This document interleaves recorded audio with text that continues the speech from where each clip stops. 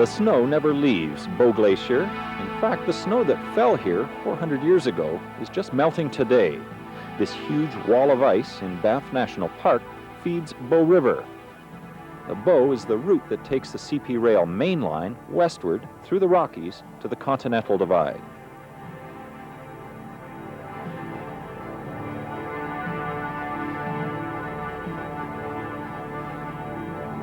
Flags and a sign mark the spot where Alberta becomes British Columbia, a spot marked for rail fans who want to see for themselves the highest stretch of track in the Rockies.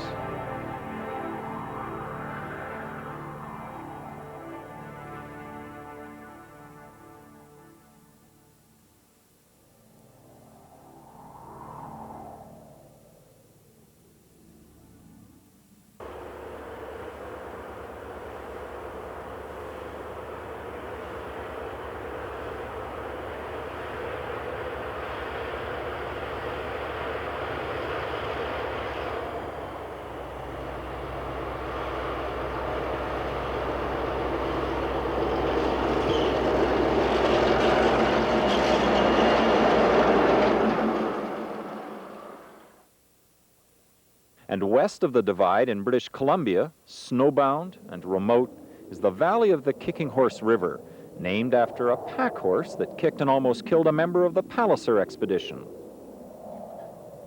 The trains that wind along the Kicking Horse and struggle up a steep grade have been risking avalanches and slides since 1884.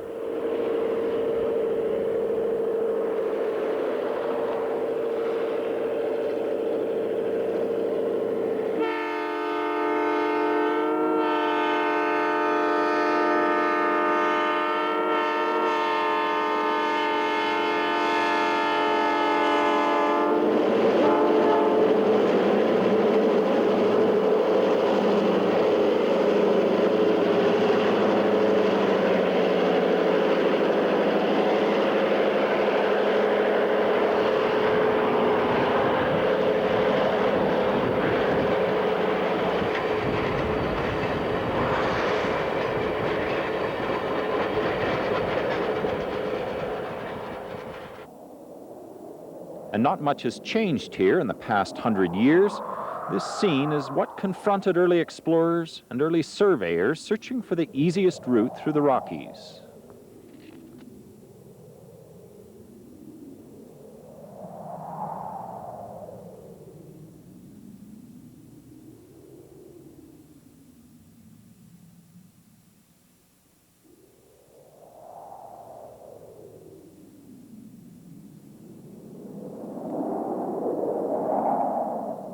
Winter snowstorms are relentless. Whole forests are buried by the snow. Trees buckle under their white weight.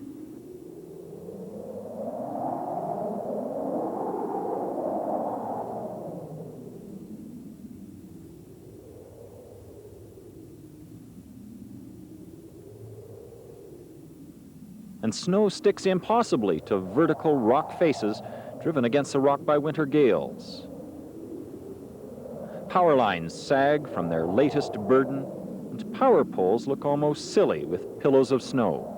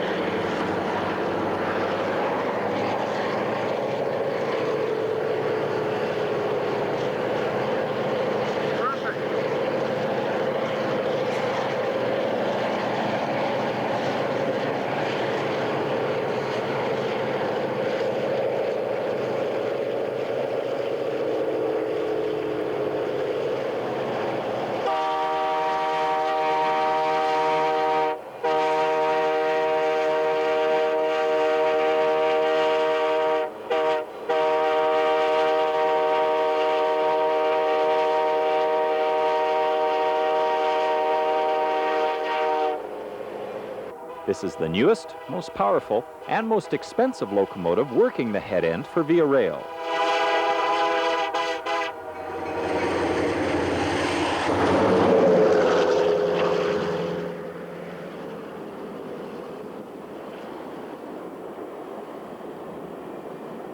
It's called the F40PH-2. F indicates the locomotive body covers the full width of the underframe. 40 indicates the engine series, a 3,000 horsepower diesel. The letter P in F40PH-2 indicates passenger service, and H indicates HEP. That stands for head end power, also called hotel, meaning this locomotive can supply the electrical power that's needed on board for heat, light, pumps, and appliances. Finally, the -2 indicates the locomotive is second generation and indicates the use of modular electronics.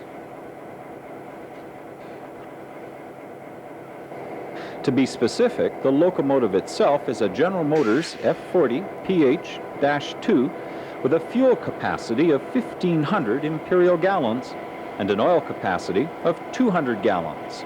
The weight of the locomotive is 130 tons, or 260,000 pounds. The engine is a 645 E3C. The 645 E3C engine is a 16-cylinder, two-stroke, turbocharged diesel, capable of producing 3,000 horsepower.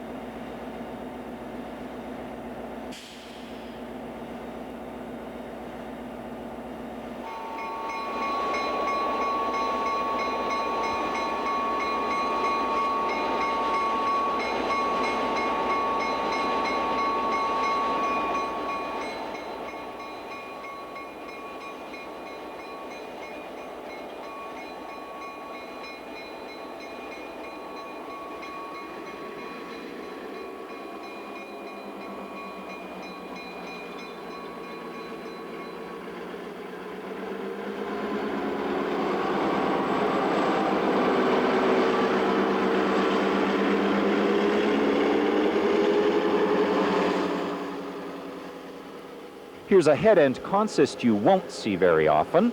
First and second generation freight and passenger units waiting on the main line at Field, BC. The train is waiting for its eastbound run but can't leave until an engineer is called in to operate the lead locomotive. The problem is an electrical malfunction with the multiple unit controls, requiring an extra locomotive and engineer.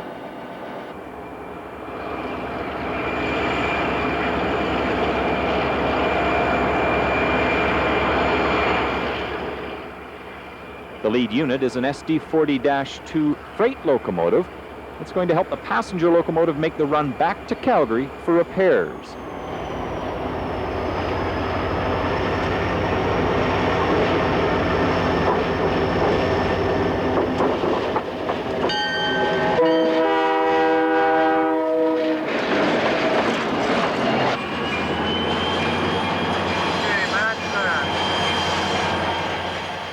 The third unit is an F7B. It has the steam heating equipment needed to heat the passenger cars.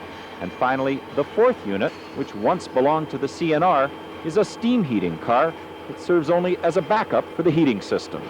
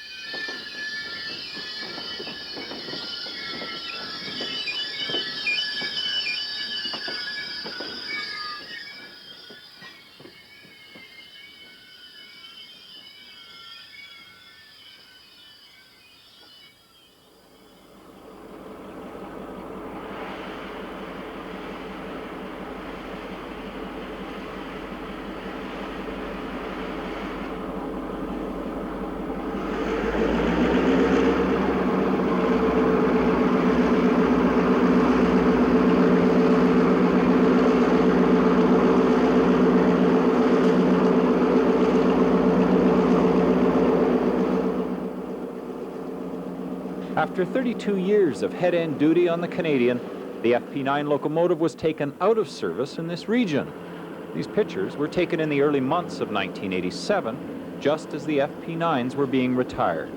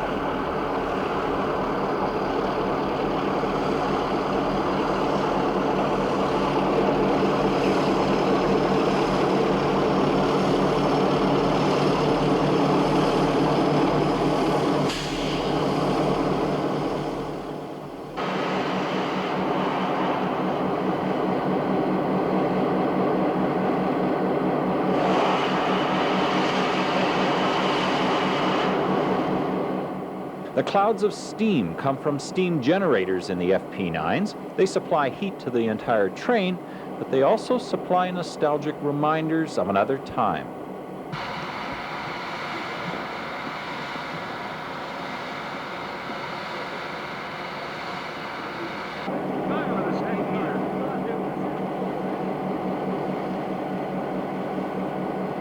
The FP9s are powered by 16-cylinder diesels rated at 1,750 horsepower. The A unit and the cabless B unit have the same engine, the 567C, manufactured by General Motors. Here at Field, BC, an eastbound FP9 is taking on water for its steam generators.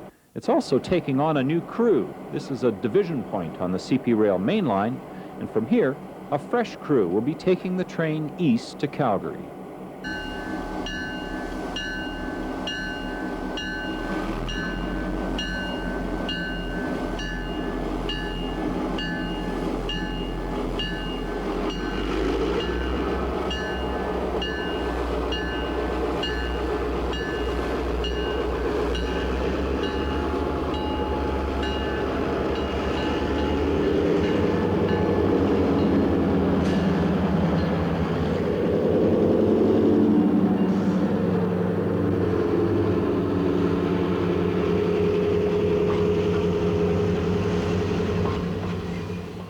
As soon as it leaves Field and starts to head east, the Canadian is climbing what's called the Big Hill. Ahead are 45 grueling minutes, going up one of the longest, steepest, and most dangerous grades in Canada.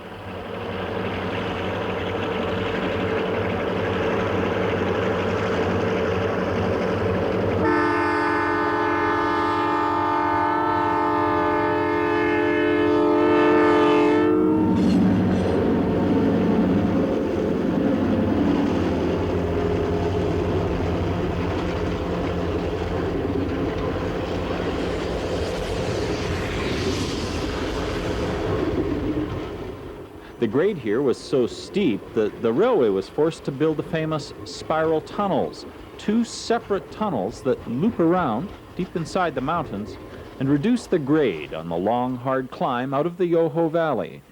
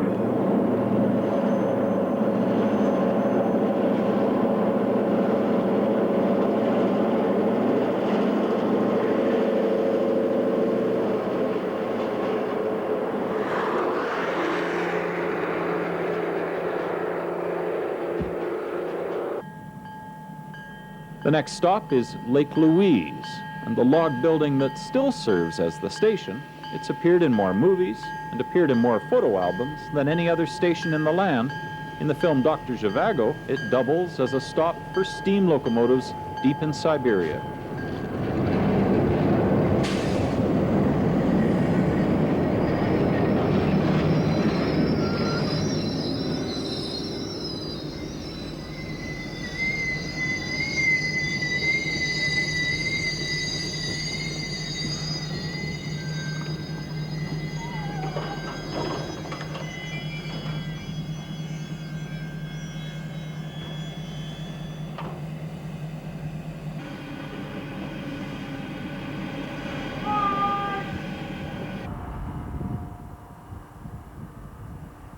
The Chateau Lake Louise and its postcard view of the frozen, snowbound lake are familiar images of winter in the Canadian Rockies.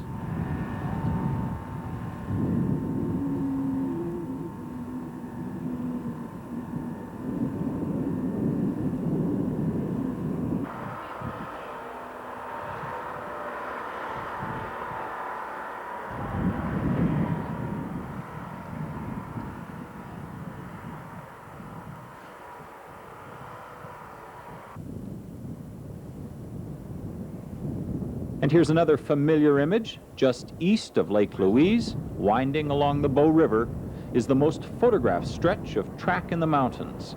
It's a scene that still appears on ticket folders and shows up in almost every book ever published on Canadian railways.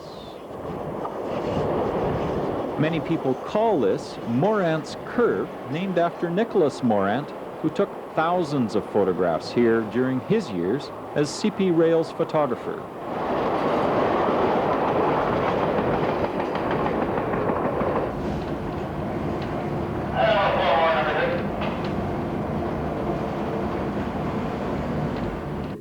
And the last stop, heading east through the mountains, is Banff.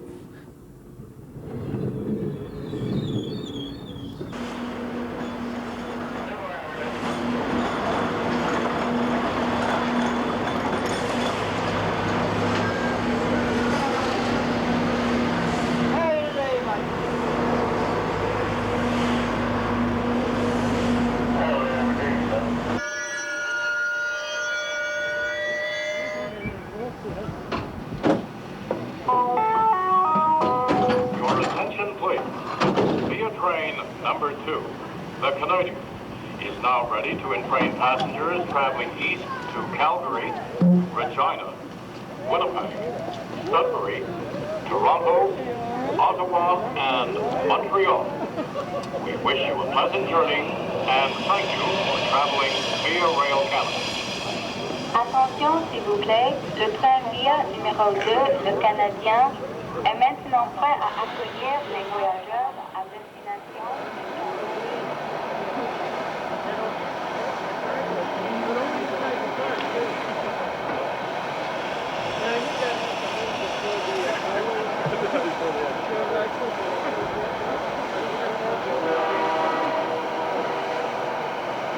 The Banff Springs Hotel, built by Canadian Pacific, is itself a bit of railway history.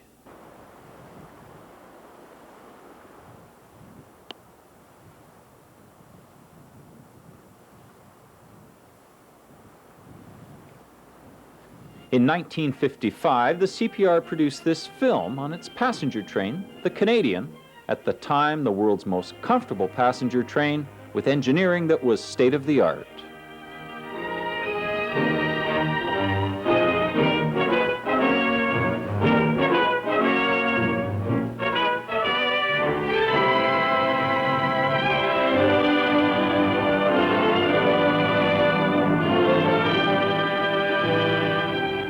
Largest, most cosmopolitan of Canadian cities, Montreal is a major link in the global transportation network and headquarters for the world's most complete travel system. Nerve center for the Canadian Pacific Railway's widespread operations on land, at sea, and in the air is vast and vaulted Windsor Station, terminus of the world's first transcontinental railway, the oldest route, the newest trains. The Canadian, stainless liner, first dome-equipped train in is the shining symbol of a new era of travel comfort and pleasure within the borders of Canada. Step aboard for a preview visit. See how the Canadian lives up to every promise of luxury with economy. Wide picture windows line each coach. Comfortable sponge rubber upholstery invites relaxation in spacious living room atmosphere. There's room to roam in generous aisles and room to stretch out in private ease. Each reclining seat is adjustable and has a full-length leg rest.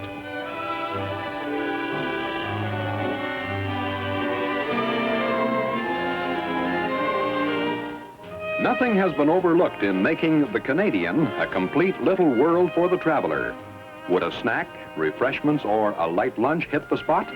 That's what the Skyline Coffee Shop is there for. Gay with colorful linoleum carvings of Canadian scenes, the Skyline Scenic Dome coach is a handy, pleasant spot. In the informal tone of a smart holiday resort, in the Skyline and everywhere aboard the Canadian, unique and artistic decoration enhances the bright mood of a travel adventure. Soft music enchants the ear. Perhaps more formal dining fits in with your desires. Well, nothing has been overlooked on the Canadian. Snow-white linen and gleaming silver sparkle under a star-studded ceiling in the cleverly decorated dining room car. An attentive steward, deft and courteous waiters seem to anticipate your unspoken wish and whisk it to fulfillment. Smart supper clubs on wheels. That's as apt a description as any for these dining room cars with a difference.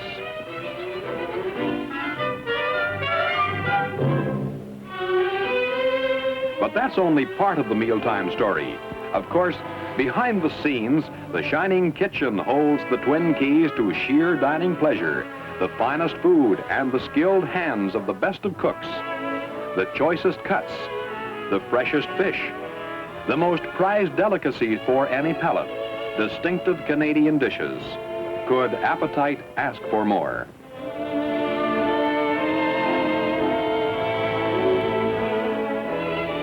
A delicious dinner is not necessarily the end of a pleasant day. Perhaps it is the beginning of a pleasant evening.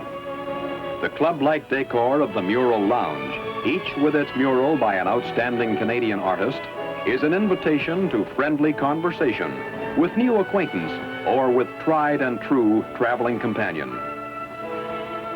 Sharing the same scenic dome car with the Mural Lounge is the main lounge with free-moving easy chairs, deep carpeted floor, beautifully draped picture windows that give a front row view of all outdoors, where the scenic splendors of a continent glide by in passing show.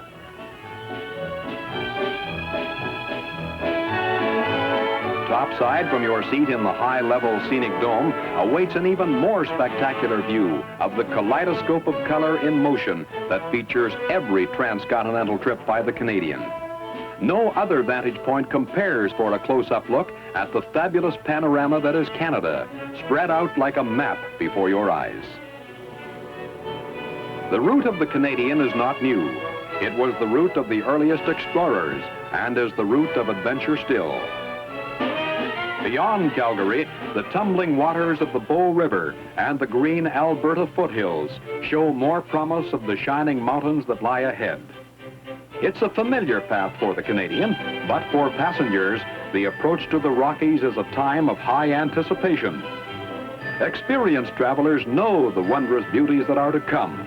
First-timers watch with undisguised excitement for the earliest sight of the storied peaks and deep cleft valleys. Will it be, can it be, as thrilling a spectacle as people say? The answer is not long in coming. And for every adventurer with an eye for beauty, it is a resounding yes. Glistening waters of clear mountain lakes vie for attention with such famous rock formations as the Three Sisters. This is park country, game reserve. The sharp-eyed watcher from the scenic dome has only the sky for a limit to the wonders of nature he will see. Bands of elk roam these woods, and clambering bear cubs call this rocky forest land their playground.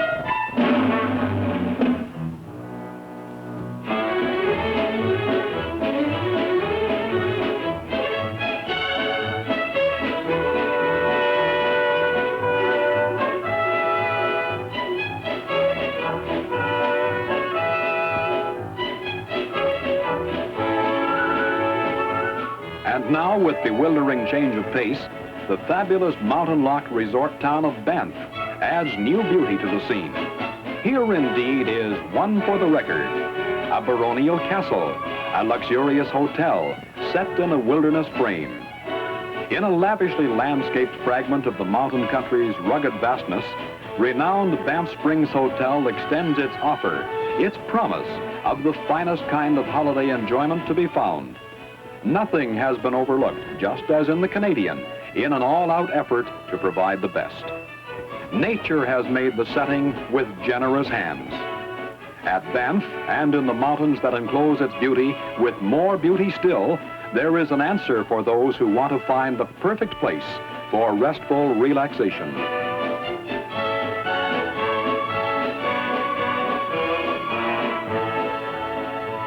The spell is cast for anyone who passes through. Come again, the Magic Mountains seem to say. You must and will come back again.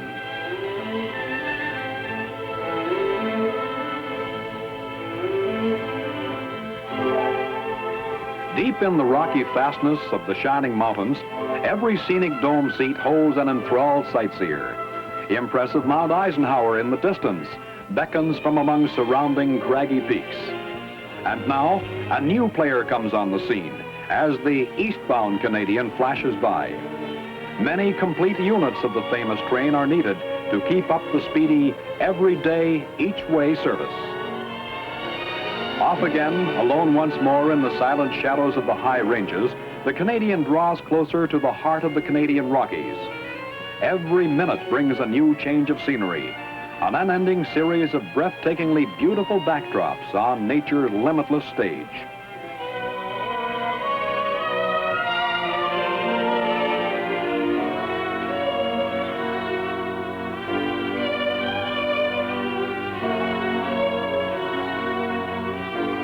As though the spectacular mountains were not enough, such splendors as renowned Lake Louise and its equally famous chateau emerge from behind rocky walls. Tailored lawns and brilliant flowers match their fragile beauty against the rugged, jutting peaks that form their borders and make a restful garden spot, secluded, peaceful. From Lake Louise to Field, less than an hour's run, the Canadian's path is an amazing concentration of spectacle and excitement. It is here, near the highest point on the line, a full mile above sea level, that the gleaming streamliner glides gracefully through the long S-curve that is the unforgettable, almost unbelievable setting for pictures of the train that all the world has seen.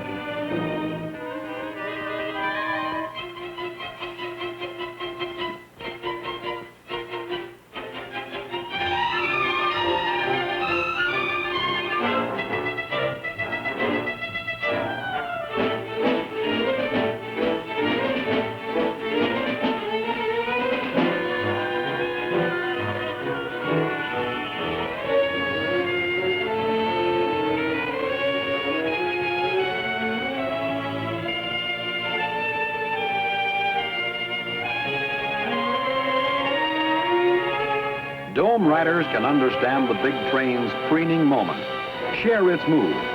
Immediately, a new drama unfolds. This is the Big Hill. No other identification is necessary for railroad fans. The Canadian runs down to the two spiral tunnels that drop its track more than 100 feet in less than a mile, through the hearts of massive mountains. Between the two tunnels, each of them affording an almost complete reversal of direction, the track crosses the violent Kicking Horse River. Gliding out of the second tunnel, the train crosses the Kicking Horse again, then gathers speed for the fast run through Yoho National Park into Field, British Columbia. The Canadian stops at the divisional point at Field in daylight. Darkness falls, casting its blanket over the last of the big peaks to be seen before morning brings the Pacific coast within reach.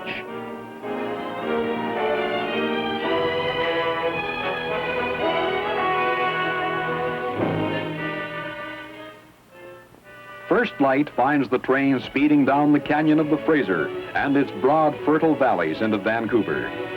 Here, almost 3,000 miles from her starting place, the width of a continent behind her, the Canadian reaches journey's end. Canada's West Coast metropolis has many parts to play. Gateway to the Orient, South America, and the South Pacific. The city is the Western Canadian Pacific focal point for its land, sea, and air services. It is, as well, a city of beautiful homes, happily set between mountains and the sea. Broad beaches beckon through long, warm seasons to home folks and visitors alike. And always the vast Pacific with its challenging reaches toward the setting sun. Daily, that challenge is picked up by Canadian Pacific Empresses of the Air, serving Canada and linking 5 continents. By princesses of its British Columbia Coast Fleet, serving the Evergreen Playground and Alaska. And daily, too, the wide-flung continent to the east is linked and linked again with the West Coast Gateway by the Canadian, across the twin steel threads that weave the Canadian pattern between Atlantic and Pacific tides.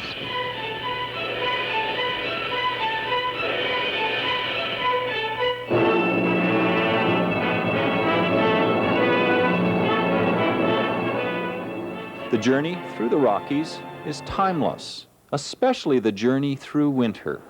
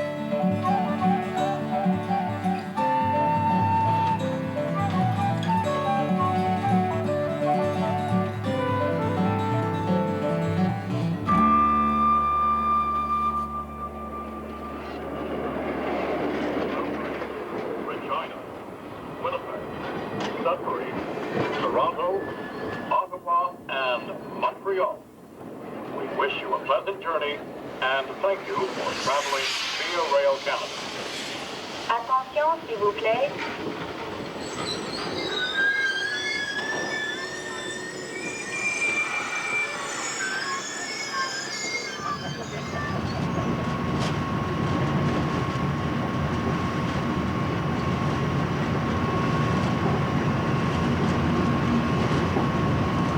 I feel good today. I had a damn good sleep last night. Never woke up till 7. Some people have done this run hundreds and hundreds of times, but senior engineer Bob Pulser still enjoys the scenery from the cab of his F40 PH-2.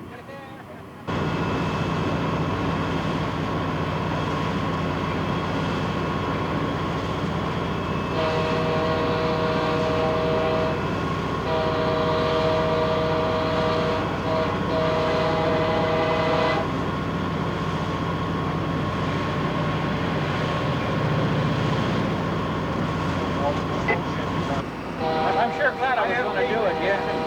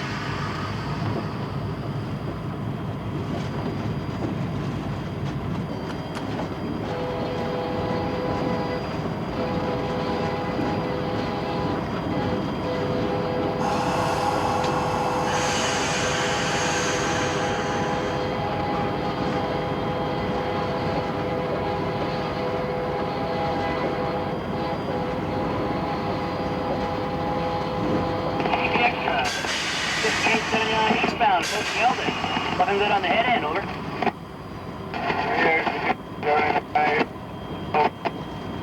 Call the note.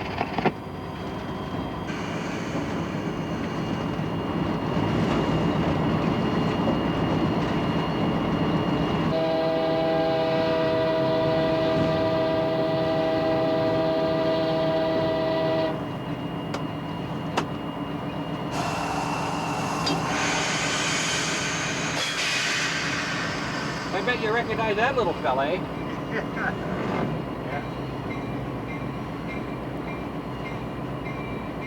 Whoop. You can get caught in there, eh?